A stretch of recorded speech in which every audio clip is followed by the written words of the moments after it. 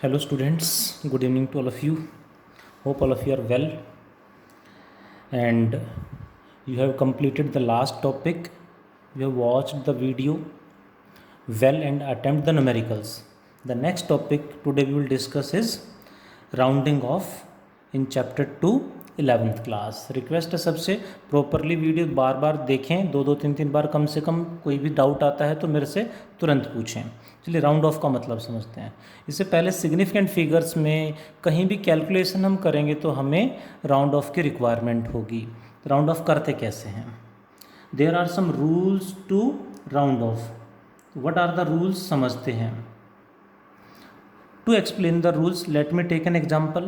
That there is an example of 64.287. Question is round it off up to 2 decimal places. 2 decimal place तक round off करना है यहाँ तक. That means 7 को हमें यहाँ से ड्रॉप करना है. तो 7 को क्या बोलेंगे? 7 is written as digit to be dropped. Digit to be dropped जिसे हम कैपिटल डी से यहाँ पे सिम्बॉलिकली मैं यूज़ करूँगा. एंड उससे जो नेक्स्ट डिजिट है उसे हम पी से रिप्रेजेंट करेंगे. And what we call it preceding digit. Preceding digit. 7 से आगे भी कोई डिजिट होता तो उसे फॉलोइंग डिजिट बोलते. ये डिजिट टू बी ड्रॉप्ड यानी D and this is presiding digit. Now the point is, first rule, if digit to be dropped d is greater than 5, then it is very simple. Then what happened with p? d greater than 5 है तो d को तो drop करेंगे ही करेंगे. p के साथ क्या होगा? p is increased by 1. We can say raised by 1. For example, same example ले सकते हैं हम. 64.287 राउंड ऑफ करेंगे 2 डेसिमल प्लेस तक तो आंसर इज 64.29. ये हटा देंगे, 5 से बड़ा है तो ये ड्रॉप हो जाएगा और प्रेसिडिंग डिजिट एक ऐड हो जाएगा, इंक्रीज हो जाएगा, 9 बन जाएगा. That is second rule is if digit to be dropped is less than 5. तब क्या करें? Digit to be dropped is less than 5 हो तो then p remains same. p change नहीं होगा. Let us take an example. 64.243 round it off up to 2 decimal place. तो digit to be dropped is 3. ये 5 से कम है तो ऐसे में जो ये तो ड्रॉप होगा ही होगा but preceding digit will remain same. So it become 64.24. ये रिमूव हो जाएगा. 5 से कम है डिजिट टू बी ड्रॉप्ड तो preceding digit remains same. Third, if preceding digit is equals to 5 what will we do now? In this case दो point बनेंगे. First is ऐसे में हम प्रेसिडिंग डिजिट को देखेंगे. फिर if d is equal to 5 यानी जो digit to be dropped off 5 होगा तो फिर हम प्रेसिडिंग डिजिट को देखेंगे. In this case p is increased और raised by 1.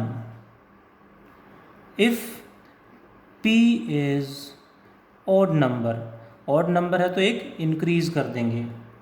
And p remains same, preceding digit remains same if p is even number. यानी डिजिट टू बी ड्रॉप्ड 5 आ गया तो ऐसे में 5 तो ड्रॉप होगा ही होगा. उससे प्रेसिडिंग डिजिट जो होगा वो इवन नंबर है सेम रहेगा. ऑड नंबर है तो increased by raised by 1. For example, for this rule is let 64.235. What is the answer? Digit to be dropped is 5. तो ये तो ड्रॉप होगा ही होगा. नेक्स्ट डिजिट ऑड नंबर है तो raised by 1. It become 64.24. And इसी में यदि होता 64.245 तो digit to be dropped is 5. ये ड्रॉप करेंगे और ये इवन नंबर है, remain same 64.24. These are some rules for round off. ध्यान रखेंगे इनका यूज़ हमें करना है कैलकुलेशंस में, मल्टीप्लाई, डिवाइड, एडिशन, सब्ट्रैक्शन, हर जगह हमें ध्यान रखना है। राउंड ऑफ के रूल्स ज़रूर ध्यान रखें, नहीं तो एक डेसिमल प्लेस से भी आंसर गलत हो जाएगा। आपको मैंने लास्ट क्लास में एग्जाम्पल लिया था कि कितना ट्रिकी क्वेश्चन, कितना आसान क्वेश्चन ट्रिकी बना के डाल देते हैं। That is important, should remember. Next, इसी में राउंड ऑफ के बाद जो नेक्स्ट टॉपिक है हमारा, that is parallax method. Parallax method क्या होता है, पैरेलैक्स का मीनिंग क्या है वो समझेंगे, और इसका यूज़ कहाँ होता है, कैसे होता है, वो सब समझेंगे। So let us understand first what is parallax. Parallax का मीनिंग क्या, पहले समझते हैं। Let there is an object, when it is observed from two different positions, then its position, it appears at different positions. Like, let me take an example.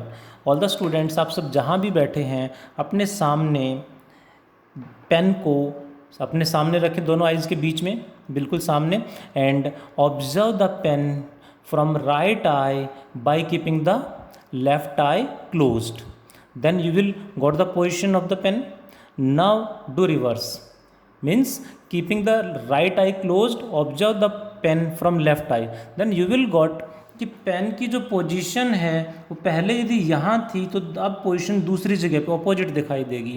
यानी एक ही object की position अलग अलग जगह हमें दिखाई देती है, डिफरेंट पोजीशन से मेजर करते हैं, ऑब्जर्व करते हैं, तो that is known as parallax. ये नेचुरल है, हम एक सिंगल आई से देखते हैं तो पोजीशन चेंज होती है हर जगह। डेली लाइफ में बहुत जगह हम डे टू डे देखते भी हैं, समझते भी हैं, यूज़ भी करते हैं।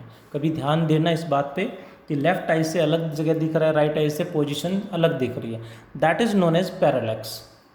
ये एक एरर भी होता है, पैरेलैक्स एरर। जब भी आप लैब में जाएंगे, लेबोरेटरी में एक्सपेरिमेंट के लिए जाएंगे स्कूल ओपन होने के बाद, तो वहाँ पे भी आपको ध्यान रखना पड़ेगा, जहाँ भी किसी इंस्ट्रूमेंट पे रीडिंग ले रहे हो, चाहे वो मीटर स्केल पे भी रीडिंग क्यों ना ले रहे हो, वहाँ पे भी रीडिंग लेते टाइम एग्जैक्ट रीडिंग के, जैसे इसकी रीडिंग लेनी तो एग्जैक्ट इसके ऊपर जाके रीडिंग लेनी है। थोड़ा सा भी साइड से रीडिंग लेंगे, इधर से रीडिंग लेंगे तो आंसर में एरर आ जाएगा। दैट इज़ पैरेलैक्स, ध्यान रखेंगे। पैरेलैक्स क्या होता है समझ में आया होगा। इसमें फॉर्मूला क्या यूज़ होता है, इस केस में हमने इस ऑब्जेक्ट की दो पोजीशन ऐसे और ऐसे हमें अपीयर हुई, ये मान लिया मैंने ए बी, तो ऐसे में इसको कहा जाता है basis, that is known as basis A B. इसे बोलेंगे radius R, and this angle is obviously angle, but in this case इस एंगल को पैरेलैक्स एंगल या पैरेलैक्टिक एंगल कह देते हैं। पैरेलैक्स एंगल हम बोलेंगे, parallax angle theta. Formula used is what, हम सब ने सुना है, पढ़ा है, angle is equals to arc by radius. Angle theta is equals to arc A B divided by radius R. That is a formula, हम सब ने पढ़ा है। और ये एक्चुअली एक टॉपिक नहीं है, थ्योरी में एनसीईआरटी में कहीं पे भी नहीं है, बट एनसीईआरटी की एक्सरसाइज में क्वेश्चन डाल दिया, सारा एक्सप्लेनेशन भी क्वेश्चन के अंदर ही है, और उसी में क्वेश्चन पूछ लिया कि ये फाइंड आउट करो। तो हम काफ़ी इंपॉर्टेंट क्वेश्चन है, इसलिए मैं एक्सप्लेन करने लग रहा हूँ। अक्सर एग्जाम में यूटी में ऐसे 1 में यहाँ से क्वेश्चन पूछ लेते हैं, what is parallax method, how it is used. Now the point is what is parallax, hope you got. Formula क्या यूज़ करेंगे ये भी सबने पहले सुना होगा, पढ़ा होगा, कैसे आया ये भी सुना होगा सबने। नाउ इसका यूज़ कहाँ होगा, कैसे करेंगे। This method, parallax method is used to measure the distances of बताएगा कोई, to measure the distances of what, stars, to measure the distances of stars, generally up to 100 light years, up to 100 light years तक जो stars लाई करते हैं उनको वो कितना दूर हैं उनकी डिस्टेंस हम मेजर कर लेते हैं। इसके बीच में कोई भी स्टार होगा तो कितना दूर है वो डिस्टेंस हम मेजर करते हैं। कैसे मेजर करेंगे डिस्टेंस ऑफ स्टार्स, समझते हैं ज़रा मेथड क्या है, लेट अस अंडरस्टैंड। ये पूरा एक्सप्लेन करना पड़ेगा आपको, एग्जाम में आता है तो कैसे देखें ज़रा, फॉर्मूला कैसे अप्लाई होगा। Let this is sun and obviously we know well earth revolve around the sun like this. Initially let earth is at this position, starting में अर्थ की ये पोजीशन है, मान लेते स्टार्टिंग में अर्थ यहाँ पे है, दैट इज सन, और कोई स्टार यहाँ पे है, ये स्टार कितना दूर है, इसका डिस्टेंस हमें अर्थ से बताना है। ये अर्थ से स्टार का डिस्टेंस क्या है, ये डिस्टेंस हमें कैलकुलेट करना है। कैसे निकालना है, ये कोई भी स्टार हो सकता है, कैसे कैलकुलेट करेंगे देखें ज़रा। In this case what will we do, light is coming from the star, जो लाइट इस स्टार से आ रही है उस लाइट को ऑब्जर्व करेंगे, and one more light coming from sun, sun से जो लाइट आ रही है इस लाइट के परपेंडिकुलर इन्फिनिटी से किसी और स्टार से भी लाइट अर्थ पे पहुंच रही होगी। सन से जो लाइट आ रही है इसके परपेंडिकुलर इन्फिनिटी से कहीं लाइट आ रही होगी, इसके परपेंडिकुलर ध्यान देंगे ये लाइट और इस जिसका डिस्टेंस मेजर करना है इस स्टार से जो लाइट आ रही है, इन दोनों के बीच में एंगल को हम इजीली मेजर कर सकते हैं with the help of the devices available in the laboratories. ये एंगल मेजर किया। Next point, what is the position of earth after 6 months? After 6 month you know the position of earth. 6 month के बाद अर्थ कहाँ पहुँच जाएगी, बताएगा कोई? Opposite exactly, 6 महीने बाद अर्थ की पोजीशन यहाँ होगी। अब भी लाइट इस स्टार से अर्थ पे पहुँच रही है, सन से भी लाइट आ रही है, एंड सन से जो लाइट आ रही है इसके परपेंडिकुलर इन्फिनिटी से अभी कोई और स्टार होगा जहाँ से लाइट अर्थ पे पहुँच रही है, सन के परपेंडिकुलर जो लाइट आ रही है वो देखेंगे कहीं से भी हो सकती है। नाउ इस लाइट और इस स्टार से जो लाइट आ रही है इनके बीच में एंगल हम again we can measure easily, जो लाइट आ रही है डायरेक्शन देख के इजीली हम एंगल मेजर कर सकते हैं। Now the point is if this angle is θ1 तो ये θ1 होगा, ये θ2 तो ये एंगल भी θ2 होगा। Then what will we do, which formula we will apply? Obviously total angle in this case becomes θ1 plus θ2। क्या अप्लाई करें? Same formula, angle is equals to arc by radius. Angle कितना हो गया? θ1 plus θ2 equals to what is arc? Arc हो गया ये, what is this? इसे बोलते हैं distance between earth and sun, इसे कहा जाता है 1 एस्ट्रोनॉमिकल यूनिट, 1 AU। डायग्राम ध्यान से देखेंगे यहाँ तक 1 AU, तो ये क्या होगा? ये भी distance between earth and sun 1 AU। तो total distance becomes arc, total becomes 2 astronomical unit divided by angle equals to arc by radius r। Astronomical unit क्या होता है ये भी मैं समझाऊंगा। यहाँ पे हमने यूज़ किया है, एग्जाम में गिवन मिलेगा, मॉड्यूल में स्टडी मटेरियल में है, NCERT में भी है। एस्ट्रोनॉमिकल यूनिट का मतलब क्या होता है? AU की फुल फॉर्म क्या है? 1 एस्ट्रोनॉमिकल यूनिट। ये गिवन मिलेगा, यदि क्वेश्चन आता है तो 1 एस्ट्रोनॉमिकल यूनिट को शॉर्ट में AU लिख देते हैं। What is its value? 1 astronomical unit की वैल्यू होती है, its value is 1.5 into 10 raise to the power 11 metre.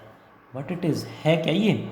It is the average distance, it is the average distance between earth and सन।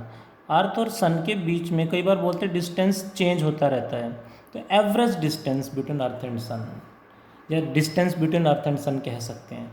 ये हमें given मिलेगा, हमें distance between the star and earth ये distance निकालना है, means R calculate करना है। By cross multiplying it becomes 2 astronomical unit divided by θ1 plus θ2 equals to 2 into astronomical unit की वैल्यू मैंने अभी बताई आपको, गिवन मिलेगी एग्जाम में 1.5 into 10 power plus 11 metre divided by θ1 plus θ2। θ1 θ2 की वैल्यू पुट करेंगे, आंसर आ जाएगा। By putting the value of theta one and theta two you got the answer. Actually जो क्वेश्चन एनसीईआरटी में है जिसको मैं डिस्कस कर रहा हूँ एक टॉपिक बना के, इसमें उस क्वेश्चन में एंगल की वैल्यू भी गिवन है। एंगल्स, जो एंगल गिवन है, angles theta one plus theta two की जो वैल्यू गिवन है दैट इज़ 1 सेकेंड। एंगल को डिग्री में मेजर करते हैं हम, डिग्री से छोटी यूनिट मिनट, मिनट से छोटी यूनिट सेकंड। तो 1 सेकंड का एंगल है। यू नो 1 डिग्री कितना होता है? 1 डिग्री की हम 60 पार्ट कर दें तो क्या आएगा? 1 मिनट। और फिर उस 1 मिनट के भी 60 पार्ट कर दें तो आएगा 1 सेकंड। यू कैन इमेजिन कितना स्मॉल एंगल ये होगा। यू कैन इमेजिन, थोड़ा सा डायग्राम से समझाने की कोशिश करता हूँ, बट एक्चुअली जो स्टार है वो इतने लाखों करोड़ों किलोमीटर दूर है, वहाँ से जो ये एंगल मेजर करेंगे ये बहुत छोटे एंगल होते हैं। लाइट जो होंगी बहुत पास पास होंगी, सो इतना क्लोज होते हैं कि इतना स्मॉल एंगल मेजर करना is very difficult. But latest devices या टेक्नोलॉजी की हेल्प से हम आज के टाइम पे मेजर कर लेते हैं। लेट अस अंडरस्टैंड, जैसे सर्कल है पूरा, सेंटर पे सर्कल कितना एंगल बनाएगा सबको पता होगा, that is 360 degree. Total angle is 360 degree. अब इस 360 में से 1 डिग्री कितना होगा? इसके 60, इसके सबके इस 360 डिग्री है तो 1 डिग्री कितना होगा? इसको 360 पार्ट में डिवाइड कर दें, और जो एक इस तरह से 1 डिग्री जो होगा वो इससे भी बहुत छोटा होगा, क्योंकि टोटल 360 डिग्री है तो 1 डिग्री 360 पार्ट में डिवाइड करना पड़ेगा पूरे को। और फिर उसमें 1 मिनट क्या होगा? उसके 60 पार्ट कर दें, 60 समझना, तो 1 मिनट आएगा। और फिर एक जो डिवीजन आया, इतना छोटा सा जो डिवीजन है उसके भी 60 पार्ट कर दें तो आता है 1 second. So you can imagine कितना स्मॉल एंगल है। मैंने एक वर्ड यूज़ किया, अप टू 100 लाइट ईयर्स तक एंगल इतना स्मॉल हो जाता है। इससे और भी दूर हैं स्टार्स, उससे ज़्यादा, उससे और दूर जो स्टार्स हैं उनका एंगल इससे भी छोटा हो जाता है, उस एंगल को मेजर करना डिफ़िकल्ट हो जाता है। इसलिए 100 लाइट ईयर तक जो स्टार्स हैं उन्हीं को हम, उन्हीं का डिस्टेंस मेजर करने के लिए पैरेलैक्स मेथड यूज़ करते हैं। नाउ द पॉइंट इज, ये एंगल कैसे निकालेंगे? अब इस सेकेंड को डिग्री में कैसे कन्वर्ट करेंगे? तो मैंने बताया 1 डिग्री इस तरह से लिखते हैं, डिग्री का symbol 1 degree is equals to 60 minutes, ऐसे डैश लगा देते हैं और बोलेंगे क्या, इसे 60 मिनट्स बोलते हैं इसको। एंगल को भी इस तरह से, जैसे टाइम को डिवाइड करते हैं तो डिग्री को भी डिवाइड करेंगे तो 60 मिनट के इक्वल होता है। एंड 1 मिनट को 1 डैश लगाते हैं, इसे बोलेंगे 1 मिनट। ये कितने सेकंड के इक्वल होगा? It is 60 second. सेकंड के लिए डबल डैश लगा देते हैं। 1 मिनट में कितने सेकंड होंगे? 60 सेकंड्स। सेकंड, ये एंगल की भी यूनिट डिग्री से छोटी देखेंगे तो मिनट और सेकंड होती हैं। अभी आगे धीरे धीरे पढ़ोगे तो समझ में आएगा।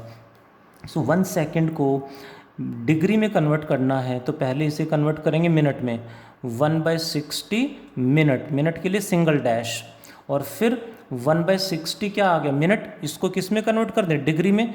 डिग्री में कन्वर्ट करने के लिए एक और 60 से डिवाइड करेंगे तो ये बन जाएगा डिग्री, यानी ये बन गया 1/3600 डिग्री।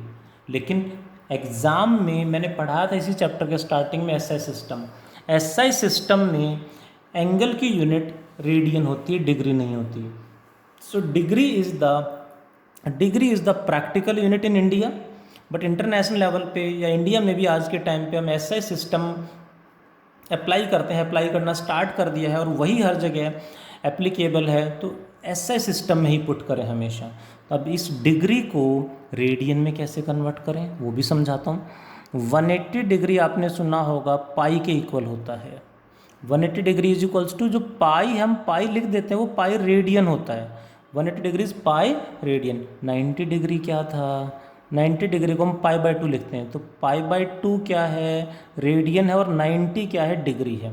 तो एग्ज़ाम में अब ध्यान रखना, 11th क्लास में हम डिग्री में कहीं वैल्यू पुट नहीं करनी, एंगल कहीं भी पुट करना है तो रेडियन में कन्वर्ट करके पुट करना है। जैसे यहाँ पे एंगल हमें पता है 1 सेकेंड है, डिग्री मिनट में फिर डिग्री में कन्वर्ट कर लिया है, बट पुट किया तो आंसर गलत हो जाएगा। हमें किस में चाहिए? रेडियन में।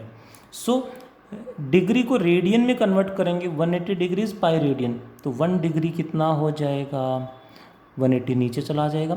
1 degree is pi by 180 radian. So इसको रेडियन में कन्वर्ट करने के लिए पाई बाय 180 से डिवाइड करेंगे तो अब ये टोटल एंगल बन गया रेडियन में। ये 1 सेकंड की जो वैल्यू है, देखो ये मैंने जनरल कॉन्सेप्ट समझाया। अब एनसीईआरटी में जो क्वेश्चन है उसमें एंगल, जो टोटल एंगल है उसकी वैल्यू दे रखी है 1 सेकंड, उसको मिनट में कन्वर्ट किया, फिर डिग्री में कन्वर्ट किया, फिर रेडियन में कन्वर्ट किया। अब इसको हम यहाँ पुट कर सकते हैं। इसको यदि मैं पुट करूँगा यहाँ पे तो it becomes 2 into 1.5 into 10⁻11 divided by angle की वैल्यू क्या आ गई 1/3600 इंटू पाई बाय 180। इसको सॉल्व करेंगे तो एग्जैक्ट आंसर आपका मीटर में आ जाएगा। ये तो जनरल ले ली, इसमें कोई भी एंगल पुट करो, बट एंगल 1 सेकंड जो एनसीईआरटी में गिवन है उसका एग्जैक्ट आंसर ये आएगा। कैलकुलेशन आपके लिए छोड़ दी है मैंने। पाई की वैल्यू हम सबको पता है 22/7 और 3.14। इम्पोर्टेंट टॉपिक है एक्चुअली, ये एक एनसीईआरटी का एक्सरसाइज का क्वेश्चन है। बोलेंगे what is parallax and describe parallax method to measure the distances of stars. तो हमें ये पूरा एक्सप्लेन करना पड़ेगा। मैं समझा दूँ आपको, ये सब नहीं लिखना वहाँ पे, ये आपकी नॉलेज के लिए है, ये सब नहीं लिखना वहाँ पे, सिर्फ ये और डायग्राम ये डायग्राम बनाना है और ये फॉर्मूला और डायरेक्ट इसमें वैल्यू पुट कर देनी है। जो भी एंगल गिवन होगा वो एंगल पुट कर देना है यहाँ पे। इसमें एंगल की एक एग्जांपल मैं लेके चला, ये एनसीईआरटी में ही गिवन है इतना एंगल। That is about parallax method. Hope you understand. We have done about 2 points. One is round off की ज़रूरत हमें बार बार पड़ेगी कैलकुलेशन में, सारे रूल्स हमें ध्यान रखने हैं, and another is parallax method. Hope all of you understand about that. Do more and more numericals related to it. आज इतना ही पढ़ते हैं। Thank you.